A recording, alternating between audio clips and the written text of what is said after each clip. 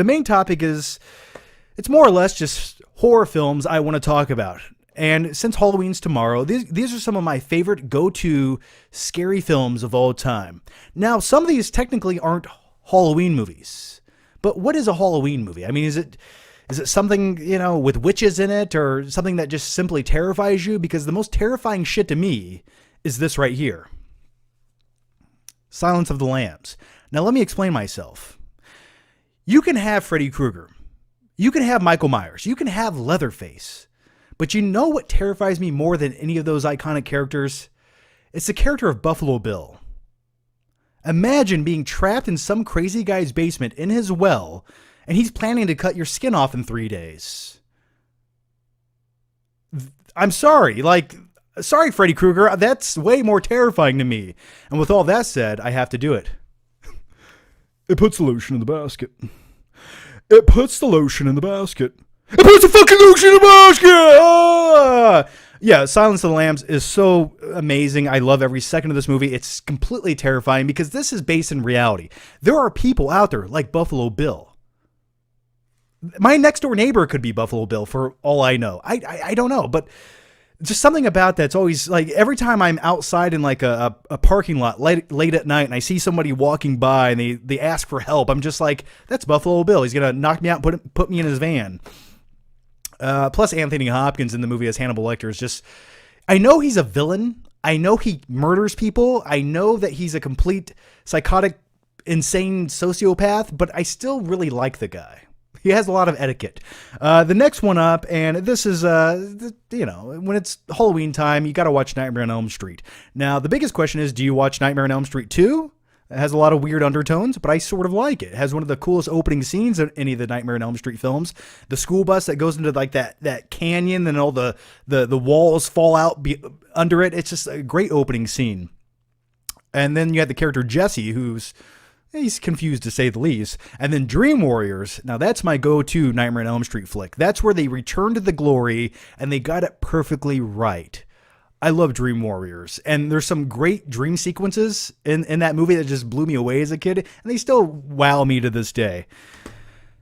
Now the next one, and as I talk about these movies, guys, feel free to comment and I'll read some of your comments in some of these movies. Someone said that's my best impression. Yes, Buffalo Bill. I would say that is my best impression. In another life, I might have been Buffalo Bill. Heck, if I just had a basement with a well in it, I could be Buffalo Bill. The next one is an underrated movie, Little Monsters, starring Howie Mandel with a lot of prosthetic shit on his face. Now, before I dive into this, if you've ever seen the film Monsters, Inc., I think it's blatantly obvious that they stole a lot of ideas from Little Monsters. I'm just saying.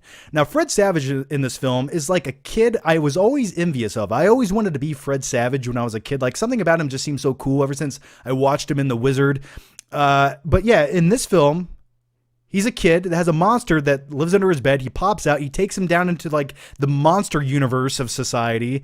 And they go on these adventures and just crazy things happen. And I've always loved it. There's one scene where Maurice, the monster in this film, played by Howie Mandel, pisses in a kid's apple juice and then he drinks it. That kid was also Buzz in Home Alone. Just a great movie. The next one, and I mentioned this on the previous live stream, I believe. Speaking of everyday movies based in reality, things that actually do happen, like the seedy, nasty shit that goes on in society that no one talks about, it's 8mm. He plays a private detective investigating a snuff film. And in the film, there's a villain named Machine. And essentially, he's a guy wearing a gimp mask who murders people. Anyway, do I need to say more about 8mm? What to do? Get you off or something? I love 8mm. Just, it's seedy. Like, that's scary to me. Like, reality is more scary than any fiction you can throw at me. Hey, want to see something cool? Ah! Did you like it? Yeah, Beetlejuice, classic Tim Burton, a great Halloween flick to watch every time. Michael Keaton as Beetlejuice, just that and Batman are his two best performances he's ever given, in my opinion. Okay. This one right here. Let me explain myself. Jason Takes Manhattan. It's a terrible movie. It's easily probably one of the worst Friday the 13th films in existence. I know that. The first 2/3 of this film, it doesn't take place in Manhattan. It takes place on a boat. Okay? It takes place on a boat. This was the definition of a cash grab movie. But the third act of the movie, once they do arrive in Manhattan, and by the way, they actually never even went to Manhattan. They actually filmed this film in Canada, I believe. But when Jason kicks over the boombox, he punches a guy's head off and it rolls into a dumpster. That's like guilty pleasure shit, and I love it. So I don't recommend watching that. I just wanted to put it out there. This one, The Hills Have Eyes, which I also mentioned in the previous live stream, one of the best horror film remakes. I actually think this is better than the original. I don't care what anyone says. This is a better film than the original. The production quality, the final climax of this movie, where you have the nuclear infected guy in the chair, and he's like, I never leave here. You dropped your bombs. We went into the mines. Your people. Yeah, I love that. Just his head's all big and bulbousy. Just terrifying. The next one I also mentioned last week is the Texas Chainsaw Massacre remake. I never thought this got the credit it deserved, and especially in a time period where we live in remake, everything gets remade. This one got it right, along with the Hills Have Eyes remake. This got it right. Like, I was happy with this movie. I think it paid homage to the original and did something a little bit different, and the production value of this film was great. And plus, they're making a new Texas Chainsaw Massacre movie, which I'm really looking forward to.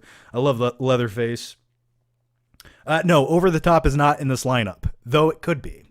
The next one is probably, I could say arguably overall, Zack Snyder's best film. Like, this is probably the one that most people could watch and agree on. Like, oh, okay, that was probably his best movie. Now, I love Man of Steel and 300, but I think Dawn of the Dead was also another great remake. I love zombie flicks. I love films where it takes place in the post-apocalyptic wastelands, and the entire movie takes place in a mall. That's great. Now, if I had to run for safety in the zombie apocalypse, I'd probably run to Best Buy or Walmart. And with all that said, I would love to make a zombie movie that takes place in Walmart. The next one is another guilty pleasure movie called Van Helsing. Now, if you've never seen this film, it's okay. I don't even recommend watching it. But then again, I kind of do. This, to me, was a craptastic, big-budget B movie. And I've always enjoyed it. Like, it has some of the shittiest CG of all time. They have a great, horrific battle scene between Hugh Jackman, who turns into a werewolf, and he fights Dracula, who looks like a Killer Instinct character. It's a good time. Kate Beckinsale's in the movie. It's just fun to look at. And last, but certainly never least, my favorite horror film, or at least my favorite slasher flick of all time, is the original 70 Halloween, directed by John Carpenter. This is just so simple. There's no fat on the bone with this movie. It gives you everything you need. You get in, you get out. And it's nearly perfect in my opinion, and it's also groundbreaking. Like, there's multiple scenes throughout this film that were the first of their kind, like the opening shot where you have the POV shot of young Michael Myers putting on a clown mask, murdering his sister. Like, that shot alone, that Steadicam shot, was one of the first of its kind. Still blows me away when I watch it. And I had this on 4K. Now, I don't think I've ever watched this on 4K because it's still in the plastic, so I'm kind of savoring the flavor until tomorrow night, and I will watch this with a clown mask on. Maybe. I'm not sure. So anyway, guys, those are my must-watch Halloween flicks that I really enjoy, that I've been trying to watch throughout the month of October. And I didn't mention Hocus Pocus, though I did watch it, because I've talked about it 100 times. And now I'm going to break into tune. Come, little children, and I will take thee away. We will drink energy drinks and talk about movies.